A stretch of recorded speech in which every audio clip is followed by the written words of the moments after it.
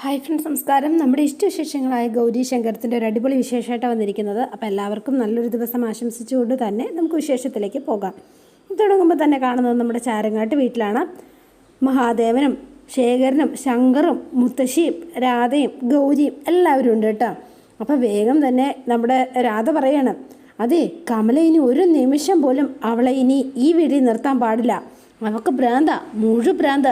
അതുകൊണ്ട് അവളെ ഈ നിമിഷം തന്നെ അവളുടെ വീട്ടിലേക്ക് പറഞ്ഞു വിടണം. അച്ഛാ, ആ ഭ്രാന്തിനെ എത്രയും വേഗം നമുക്ക് നമ്മുടെ ചാരങ്ങാട്ട് കുടുംബത്തിൽ നിന്ന് പുറത്താക്കണം കേട്ടോ എന്ന് പറഞ്ഞു ശേഖരനും. നിങ്ങൾ അമ്മയും മോനും ഒന്ന് അടങ്ങിയേ. കമലയെ കൊണ്ട് ഈ കുടുംബത്തിന് യാതൊരു ഗുണവുമില്ല. എനിക്കൊരു പേരക്കുട്ടിയെ തരാൻ പോലും അവർക്ക് കഴിവില്ല. അപ്പോഴാണെങ്കിൽ ഭ്രാന്തുമായിട്ടുണ്ട്. ഇനി അവളെ ഇവിടെ വെച്ചുകൊണ്ടിരിക്കുന്ന പ്രശ്നമില്ല എന്ന് പറഞ്ഞു. ഇനി ഇത് വേണ്ട, എന്തായാലും നാളെ തന്നെ കമലയെ അവളുടെ വീട്ടിൽ കൊണ്ടാക്കണം. ഞാൻ തന്നെ കൊണ്ടുപോയാക്കാം എന്ന് പറഞ്ഞു മഹാദേവൻ. ഇനി ഈ ബന്ധം വേണ്ട എന്ന് പറഞ്ഞപ്പോഴത്തേനും മുത്തശ്ശി ആകെ ഇതായി. മുത്തശ്ശി ഇങ്ങനെ വേണ്ട വേണ്ട എന്നിങ്ങനെ കാണിക്കുകയാണ്, ചെയ്യരുത് എന്നുള്ള മട്ടിൽ. അച്ഛാ, മനസ്സിൻ്റെ താളം തെറ്റിപ്പോയ കമലയിടത്തിയെ ഇവിടുന്ന് പറഞ്ഞു വിടാൻ പാടില്ല. കമലയിടത്തി നമ്മളിലൊരാളാണ്, ഈ കുടുംബത്തിലൊരംഗാണ്. ഈ സമയത്ത് നമ്മൾ കമലയിടത്തിയുടെ ഒപ്പം നിൽക്കുക ചെയ്യേണ്ടത്.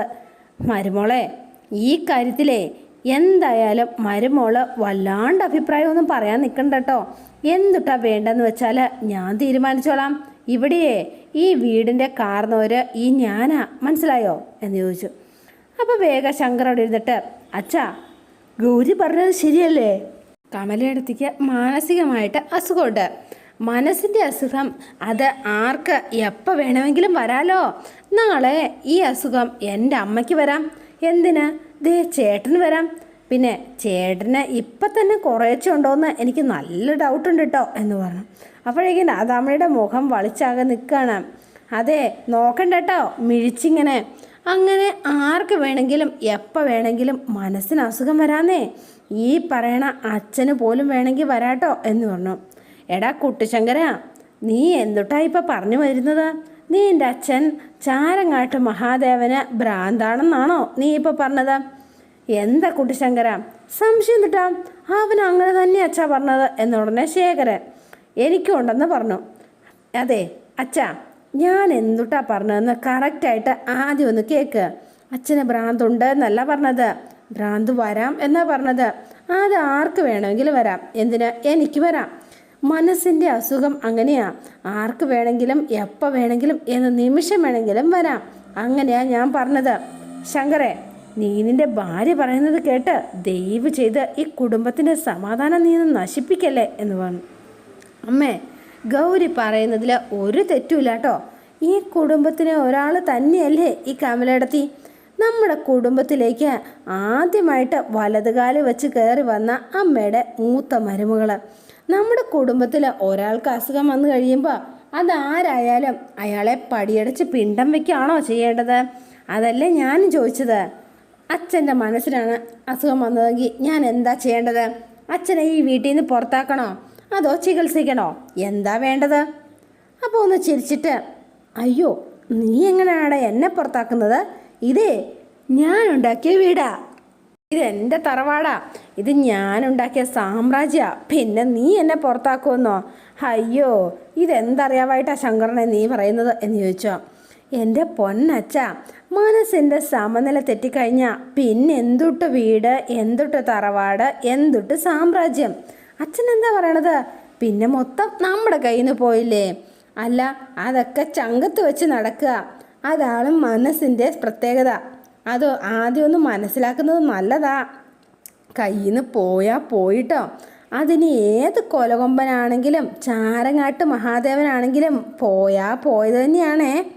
ഞാൻ പറഞ്ഞു വന്ന സിറ്റുവേഷൻ, നാളെ അച്ഛനുണ്ടായാൽ ഞാൻ അച്ഛനെ പുറത്താക്കണോ ചികിത്സിക്കണോ?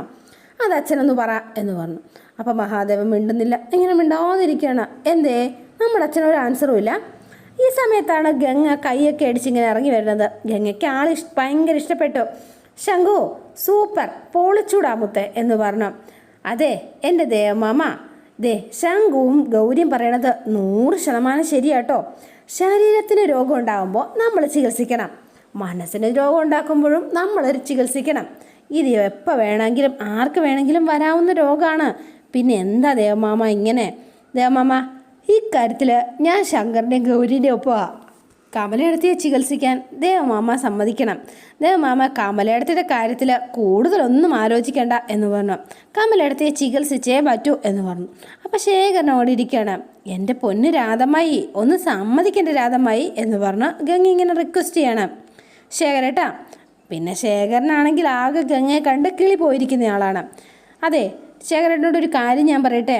മറ്റ് സ്ത്രീകൾക്കൊക്കെ ഒരു പുരുഷനോട് ആദരവും സ്നേഹവും ഒക്കെ തോന്നുന്നത് എപ്പോഴാണെന്നറിയോ? എപ്പോഴാ എന്ന് വളരെ ക്യൂരിയോസിറ്റിയോട് ഇങ്ങനെ ചോദിക്കുകയാണ്. അതെന്താണെന്ന് വെച്ചാൽ സ്വന്തം ഭാര്യയോട് കാണിക്കുന്ന സ്നേഹവും കെയറിങ്ങും ഒക്കെ കാണുമ്പോഴാണ് മറ്റ് സ്ത്രീകൾക്ക് ഒരു പുരുഷനോട് ബഹുമാനം തോന്നുന്നത്.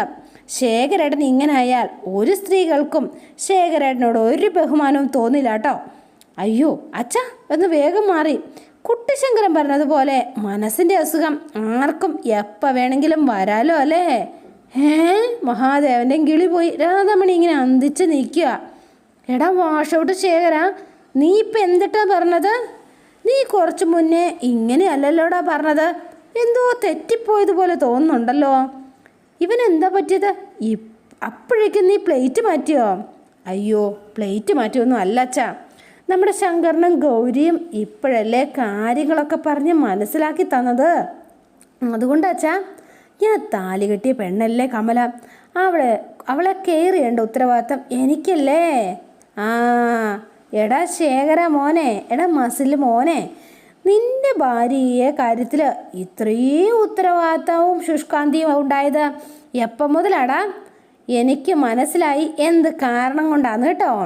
അപ്പോൾ ഗംഗയെ കണ്ടിട്ടുള്ള കളിയാണ്, ഗംഗ പറഞ്ഞിട്ടാണെന്നത് മനസ്സിലായി. അച്ഛാ ഇത്രയും പേര് ഒരുമിച്ച് പറയണതല്ലേ, ഇനിയെങ്കിലും അച്ഛനൊന്ന് സമ്മതിക്കാൻ. ഭൂരിപക്ഷ അഭിപ്രായത്തോട് ഒരു ബഹുമാനമൊക്കെ വേണ്ടേ അച്ഛാ എന്ന് ചോദിച്ചു ശങ്കു. ഏതെങ്കിലും നല്ലൊരു ജോത്സ്യനെ വെച്ച് ഒരു പ്രശ്നം വെപ്പിക്കുന്നത് നല്ലതാ.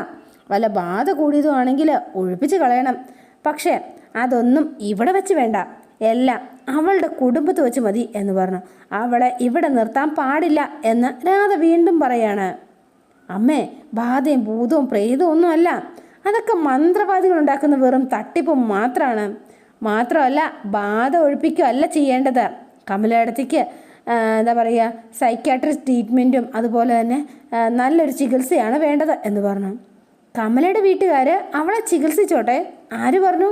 വേണ്ടെന്ന് പറഞ്ഞില്ലല്ലോ. പക്ഷേ അവൾ ഇവിടെ വേണ്ട. അമ്മേ, വീട്ടുകാരെ എന്ന് പറയാനായിട്ട് ഒരു അമ്മ മാത്രമാണ് കമലയിടത്തേക്കുള്ളത്. ആ അമ്മയ്ക്കാണെങ്കിൽ തീരെ വയ്യാണ്ടിരിക്കാം. അസുഖമുള്ള ആ കമലയിടത്തിയെ അമ്മ എങ്ങനെ നോക്കും? അതൊന്നും എന്നെ ബാധിക്കുന്ന കേസല്ല, എനിക്ക് കുഴപ്പമില്ല. ഇവിടെ നിർത്താൻ പറ്റില്ല. ശേഖര, നീ വാ തുറന്നങ്ങ് പറയടാ എന്ന് പറഞ്ഞു രാധാമണി. പക്ഷേ എങ്കിൽ ചിരിച്ചപടി നിൽക്കുകയാണ് ശേഖരൻ. അപ്പം അമ്മേ, കമലയിടത്തിയെ കൂടുതൽ നിർത്തി സംരക്ഷിക്കേണ്ടത് നമ്മുടെ കടമയല്ലേ? പിന്നെ കടമ, എന്ത് കടമ? അമ്മ ഒരു മിനിറ്റ് ഒന്ന് സൈലൻ്റ് ആവോ എന്ന് ചോദിച്ചു ശങ്കു. അച്ഛാ, നമുക്കുണ്ടല്ലോ നമ്മുടെ കമലയിടത്തിനെ ആ പഴയ കമലയിടത്തിയാക്കി മാറ്റണം. അതിനെ നല്ല ചികിത്സയാണ് ചെയ്യേണ്ടത്. അതിന് നമ്മൾ വേണം നേതൃത്വം കൊടുക്കാനായിട്ട്. അതുകൊണ്ടാണ് പറയണത് എന്ന് പറഞ്ഞു. ദേവമാമ ഒന്ന് സമ്മതിക്കേണ്ട ദേവമാമ. ഗംഗമോളെ എന്ത് പറഞ്ഞാലും ഈ ദേവമാമ സമ്മതിക്കാറുള്ളതാണല്ലോ. അപ്പം ഉടനെ നമ്മുടെ ശേഖരനും സമ്മതിക്കുക എന്നുള്ള മട്ടിൽ അച്ഛനോട് ഇങ്ങനെ റിക്വസ്റ്റ് ചെയ്യണം. അപ്പം വേഗം തന്നെ നോക്കിയിട്ട് ഗംഗമോള് പറയണ ഒരു കാര്യവും ഈ ദേവമാമ സമ്മതിക്കാണ്ടിരുന്നിട്ടില്ല. അത് മോക്കറിയാവുന്നതാണല്ലോ. ഗംഗമോള് പറഞ്ഞത് കൊണ്ട് മാത്രാട്ടോ ഇന്ന് ഞാൻ ഈ കാര്യവും സമ്മതിക്കണം കേട്ടോ. കൊള്ളാം എന്നുള്ള മട്ടിൽ ശേഖരൻ ഇങ്ങനെ കാണിക്കുകയാണ്. അതെ, കുട്ടിശങ്കറിൻ്റെ മരുമോളുടെ ആഗ്രഹം അങ്ങനെ തന്നെ നടക്കട്ടെ. കമലേനെ ചികിത്സ നടക്കട്ടെ. എന്താണെങ്കിലും തൽക്കാലം അവളെ എങ്ങോട്ടും നമ്മൾ പറഞ്ഞു വിടുന്നില്ല. എൻ്റെ പൊന്നച്ച, ചക്കരച്ച എന്നൊക്കെ പറഞ്ഞ് ശങ്കര കെട്ടിപ്പിടിച്ചതേ ഒരു ഉമ്മയൊക്കെ കൊടുക്കുകയാണ്. അപ്പോൾ ഭയങ്കര സന്തോഷമായി, എല്ലാവരും ഹാപ്പി ആയിട്ട് ഇങ്ങനെ നിൽക്കുന്നു കേട്ടോ. പിന്നെ കാണുന്നത് നമ്മുടെ വേണീനെയും ആദർശിനെയാണ്. അപ്പോൾ ആദർശിനെ കൊണ്ട് ഒരു കസേരയിൽ ഇരുത്തിയിരിക്കുകയാണ്. എന്നിട്ട് വീൽ ചെയർ എടുത്തുകൊണ്ട് വന്നിട്ടുണ്ട് വേണി. അതെ വേണി, നമുക്ക് റൂമിലേക്ക് പോയാലോ? ആഹാ, അപ്പം നിങ്ങൾക്ക് റൂമിൽ പോയി കിടക്കാനല്ലേ? പിന്നെ കിടക്കാതെ നിങ്ങളെ കുറച്ച് നേരം ഈ വണ്ടിയിൽ കയറിയിരുന്നേ.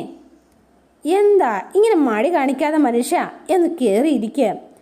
അതെ, എന്താ ഇത് ആദർശേട്ടാ, ഞാനില്ലേ ഇവിടെ നിൽക്കുന്നത് ധൈര്യത്തിന്? പിന്നെ എന്താ പ്രശ്നം? സ്വന്തമായിട്ട് വണ്ടിയിലേക്ക് കയറിയിരിക്കാനല്ലേ പറഞ്ഞത്? ഹൈ, ഞാൻ ഇവിടെ ഇല്ലേ ആദർശേട്ടാ? അത് വേണോ വേണി? ആ, ബോക്സിംഗ് ചാമ്പ്യൻ ഇങ്ങനെ ചോദിക്കുന്നത്? ഹൈ, ധൈര്യമായിട്ട് എൻ്റെ പൊന്നോ ഒന്ന് കയറിയിരിക്കുക.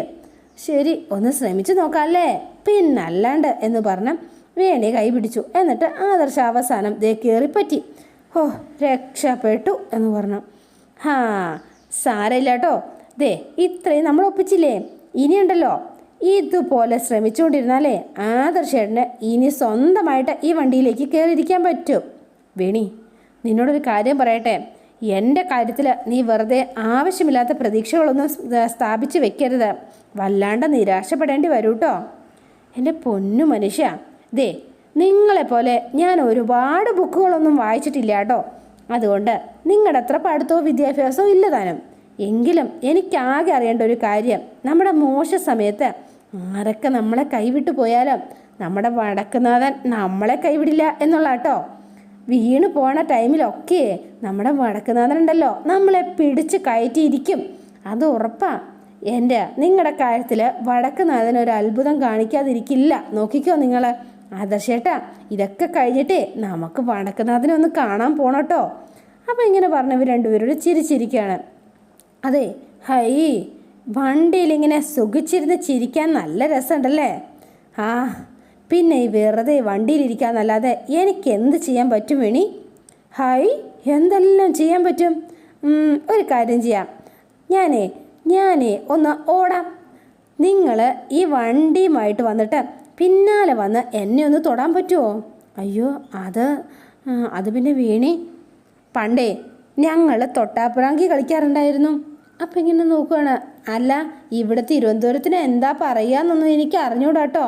ഞങ്ങളെ തൊട്ടാപ്രാങ്കി ഞങ്ങളൊക്കെ പറയാം. അതുകൊണ്ടാട്ടോ, എൻ്റെ ഒരു സന്തോഷത്തിന് വേണ്ടിയിട്ടാട്ടോ ഞാൻ ഓടണത്. ആദർശേട്ടാ, ഒന്ന് സമ്മതിക്കാം ആദർശേട്ടാ എന്ന് പറഞ്ഞു. ദേ ഞാൻ ഓടുകയാണേ, എന്നെ പിടിച്ചോണേ എന്ന് പറഞ്ഞു. അപ്പോൾ ആദർശം വേണിയും കൂടെ വേണ്ട അവിടെ റൗണ്ടൊക്കെ വെച്ച് ഇങ്ങനെ ഭയങ്കര കളിയിലാണ്. അപ്പം ലാസ്റ്റ് അവസാനം ക്ഷീണിച്ചു. അയ്യോ, എന്തിനാ വേണി ഇങ്ങനെ എനിക്ക് വേണ്ടിയിട്ട് ഇത്രയും കഷ്ടപ്പെടുന്നത്? എന്തുകൊണ്ടാണെന്നറിയോ? എനിക്ക് നിങ്ങളെ അത്രയ്ക്ക് ഇഷ്ടമായതുകൊണ്ടാണ് കേട്ടോ. വേണി ആദർശനെ കെട്ടിപ്പിടിച്ച് ഇങ്ങനെ നിൽക്കണം. എൻ്റെ പൊന്നു മത്താപ്പേ, നിങ്ങളെനിക്ക് ജീവനാട്ടോ. എൻ്റെ ജീവനുണ്ടല്ലോ, ഞാൻ എപ്പോഴും എൻ്റെ നെഞ്ചോട് ചേർത്ത് പിടിക്കും. അതാട്ടോ എനിക്കിഷ്ടം. ഈ സമയം ഭയങ്കര ഇതായിട്ട് നിൽക്കുന്ന സമയത്താണ് നമ്മുടെ പ്രൊഫസർ അങ്ങോട്ടേക്ക് കയറി വരുന്നത്. അപ്പോൾ വേഗം പ്രൊഫസറെ കണ്ടപ്പോഴത്തേന് രണ്ടുപേരും ആകെ ഒന്ന് ചമ്മിയെങ്കിലും പ്രൊഫസർ പതുക്കെ അവരുടെ അടുത്തേക്ക് ചെന്നു. ആ അച്ഛ എന്ന് വിളിച്ചു. മോനെ ആദർശേ എന്ന് വിളിച്ചു. മോനെ, പിന്നെ ഒരിക്കലും നീ ഇതിനോട് തോറ്റു കൊടുക്കരുത്. നീ ജീവിതകാലം മുഴുവൻ ഈ വീൽ ചെയറിലാണ് എന്ന് നീ ഒരിക്കലും മനസ്സിനോട് പറയരുത്.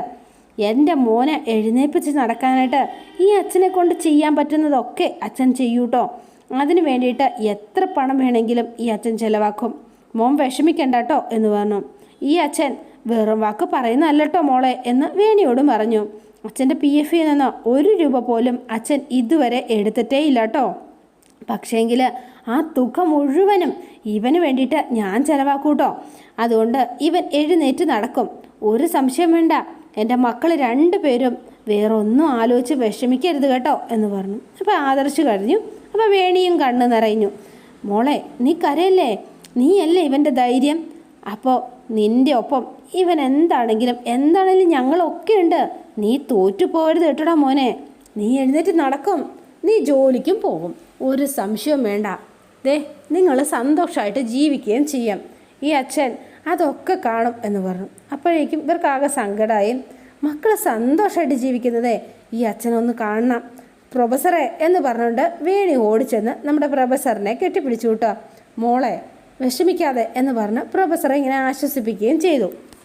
പിന്നെ നമ്മൾ കാണുന്നത് കമലേനെയും ശേഖരനെയും ഗൗരീനെയാണ്. അപ്പോൾ കമലയും കൊണ്ട് ഹോസ്പിറ്റലിൽ എത്തിയിരിക്കുകയാണ് ഇവർ. അപ്പോൾ കമല ഇങ്ങനെ പറയുകയാണ്, അതെ, എനിക്ക് എപ്പോഴും എൻ്റെ ചെവിയിൽ കുഞ്ഞുങ്ങളുടെ കരച്ചിൽ കേൾക്കും, എനിക്ക് ഉറങ്ങാനേ കഴിയുന്നില്ല. ശരി എന്ന് പറഞ്ഞ് ഡോക്ടർ സമ്മതിച്ചു. കമല ഇനി പുറത്തേക്ക് ഇരുത്തിക്കോളൂ എന്ന് പറഞ്ഞ് സിസ്റ്ററിൻ്റെ കൂടെ പറഞ്ഞു വിടുകയാണ്. അപ്പോൾ കമലയും കൂട്ടിക്കൊണ്ട് അവർ പുറത്തേക്ക് പോയി.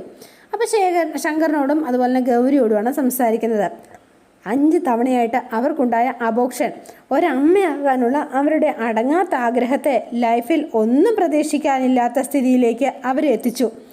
ഇവർക്ക് ഇമ്മീഡിയറ്റഡായിട്ട് ആവശ്യം ഹോസ്പിറ്റലൈസേഷനും ട്രീറ്റ്മെൻറ്റുമാണ്. അഡ്മിറ്റ് ചെയ്യുന്നുണ്ടോ എന്ന് ചോദിച്ചു. അഡ്മിറ്റ് ചെയ്യേണ്ട ആവശ്യമുണ്ടോ ഡോക്ടറെ എന്ന് ചോദിച്ചു ശങ്കർ. അപ്പോൾ ഗൗരി, വേണ്ട, അഡ്മിറ്റ് ചെയ്യേണ്ട, ഞങ്ങൾ കമലയെടുത്തിയ വീട്ടിലേക്ക് കൊണ്ടുപോയിക്കോളാം, വീട്ടിൽ ഞാൻ നന്നായി നോക്കിക്കോളാം എന്ന് പറഞ്ഞു. കമലയ്ക്ക് ഡിപ്രഷനുണ്ട്, അതിന് ഒരു ആക്റ്റീവായിട്ടുള്ള മെഡിക്കൽ ട്രീറ്റ്മെൻറ്റും ആവശ്യമുണ്ട്. അതിനോടൊപ്പം തന്നെ കെയറിങ് നന്നായി വേണം.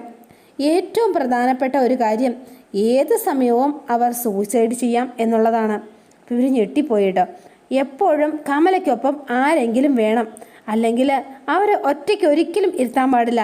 ഞങ്ങളെല്ലാവരും കൂടെയുണ്ട് എന്ന് പറഞ്ഞ് ഒരുപാട് സമാധാനപ്പെടുത്താനും പാടില്ല.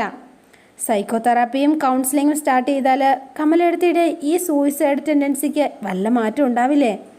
നല്ല മെഡിക്കൽ ട്രീറ്റ്മെൻറ്റാണ് ഇപ്പോൾ അവർക്ക് ആവശ്യം. സൈക്കോതെറാപ്പിക്കും സൈക്കോളജിസ്റ്റിനും ഒന്നും അവിടെ റോളൊന്നുമില്ല. അതുകൊണ്ട് മെഡിക്കൽ അവസ്ഥയിൽ നിന്ന് നോർമലായെങ്കിൽ മാത്രമേ സൈക്കോതെറാപ്പിയും കൗൺസിലിങ്ങും ഒക്കെ പ്രാവർത്തികമാക്കാൻ പറ്റൂ. നോർമലാവണം. അവരെ കെയർ ചെയ്യുന്നയാൾ നോർമൽ ഒരു ഇതായിട്ട് നിൽക്കണം, അല്ലെങ്കിൽ ഇമോഷണൽ കൺട്രോളോട് നിൽക്കണം.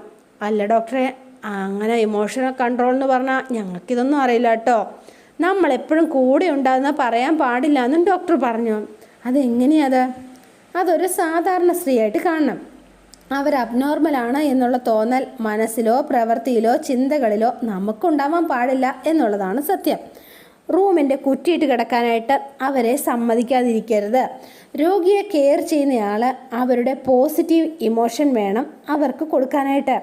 ഹാപ്പിനെസ്, സ്വസ്ഥത, സമാധാനം ഒക്കെയുള്ള ആൾക്ക് സമാധാനം കൊടുക്കാൻ പറ്റുള്ളൂ.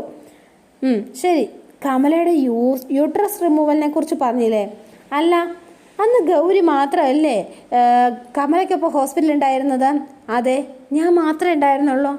യൂട്രസ് റിമൂവലിൻ്റെ ആ കൺസേൺ ഫോം ഗൗരി സൈൻ ചെയ്തിരുന്നോ എന്ന് ചോദിച്ചു. അല്ല, യൂട്രസ് റിമൂവൽ അത്ര സിമ്പിളായിട്ടുള്ളൊരു പരിപാടിയല്ല.